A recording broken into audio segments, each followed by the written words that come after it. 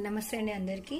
ఈరోజు మనం చెప్పుకోబోయే టాపిక్ ఏంటంటే మనకి ఇంట్లో రోజు గొడవలు ఎందుకు వస్తాయి, అందరితో మనకు ఎందుకు ఈ మిస్అండర్స్టాండింగ్స్ ఇవన్నీ మనం తెలుసుకుందాం. అసలు మెయిన్ రీజన్స్ కొన్ని ఉంటాయి, అది మనము గమనిస్తే కనుక మనము వాటిని ఓవర్కమ్ చేయొచ్చు.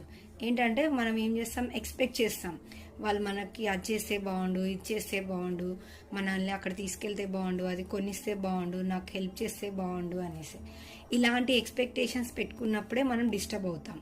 దానివల్లనే మనకి స్ట్రెస్, టెన్షను, హెల్త్ మీద ఎఫెక్ట్ పడుతుంది. ఎంతవరకు అయితే అంతవరకు వాళ్ళు చేస్తారు, కానీ మనం దాన్ని గుర్తుపెట్టుకొని అర్థం చేసుకొని ఓకే వీళ్ళు ఇంత చేస్తున్నారు కదా అని మనం ఒక గ్రాటిట్యూడ్తో ఉంటే, కృతజ్ఞతతో ఉంటే ఇంకా వాళ్ళు హెల్ప్ చేస్తారు. ఇంకొకటి ఇందులో ఏమొస్తుందంటే like qualities attract like qualities. అంటే మీరు ఎలాగైతే ఆలోచిస్తారో వాళ్ళ మీద ప్రభావం అదే చూపిస్తుంటుంది.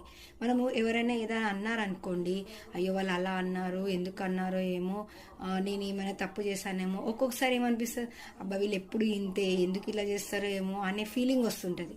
మనం అది అన్నీ ఆపేసి వాళ్ళ పైన పాజిటివ్ యాటిట్యూడ్ ఎప్పుడైతే పెంచుకుంటామో, అంటే పాజిటివ్గా ఆలోచించడం స్టార్ట్ చేస్తాము, లేదంటే ఇది ఆలోచించకుండా మామూలుగా మీ పని మీరు చేసుకోండి, అప్పుడు ఆ గొడవ అనేది తగ్గుతుంది, పెరగదు. మనం ఎప్పుడైతే వాళ్ళ గురించి వ్యతిరేకంగా ఆలోచిస్తామో వాళ్ళు కూడా అదే విధంగా ఆలోచిస్తారు. ఎందుకంటే మనం ఏది ఆలోచిస్తే అక్కడ వాళ్ళు కూడా అదే రివర్స్లో ఆలోచిస్తారు. ఎందుకంటే మనం అందరం దగ్గరలోనే ఉంటాము, మన ఎనర్జీ బాడీస్ అన్నీ కలిసే ఉంటాయి. ఇంకొకటి ఏంటంటే ఇందులో principle like qualities attract like qualities. అంటే మనకి తెలిసిన వాళ్ళు ఎవరైనా ఉన్నారనుకోండి, సపోజ్ మన వైబ్స్ కలిసే వాళ్ళు, సపోజ్ మనం సింగర్ అనుకోండి, ఇంకో సింగర్ కనిపిస్తే మనం వాళ్ళకి అట్రాక్ట్ అవుతాం. అట్లానే మనం ఎప్పుడైతే నెగిటివ్గా ఆలోచించినామో వాళ్ళ గురించి, వాళ్ళు ఏదైనా అన్నప్పుడు మనం నెగిటివ్గా ఆలోచిస్తామనుకోండి, అప్పుడు ఇంకా వాళ్ళతో పాటు కూడా అదే నెగిటివిటీ అనేది పెరుగుతుంది. దానికోసం మనం ఏం చేయాలంటే ఆ నెగిటివ్ థాట్ అనేది ఆపేసుకొని మైండ్ డైవర్ట్ చేసుకొని వాళ్ళ గురించి పాజిటివ్గా మాట్లాడాలి, పాజిటివ్గా ఆలోచించాలి.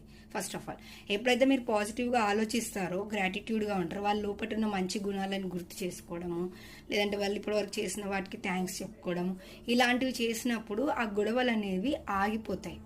అప్పుడు ఆ క్వారల్, స్ట్రెస్, టెన్షన్, ఆందోళన అనేది తగ్గుతుంది. అప్పుడు మన ఎనర్జీస్ని మనము కంట్రోల్లో పెట్టుకోవచ్చు. ఓకే అండి, ఈరోజుకి ఈ వీడియోతో ఎండ్ చేస్తున్నాను.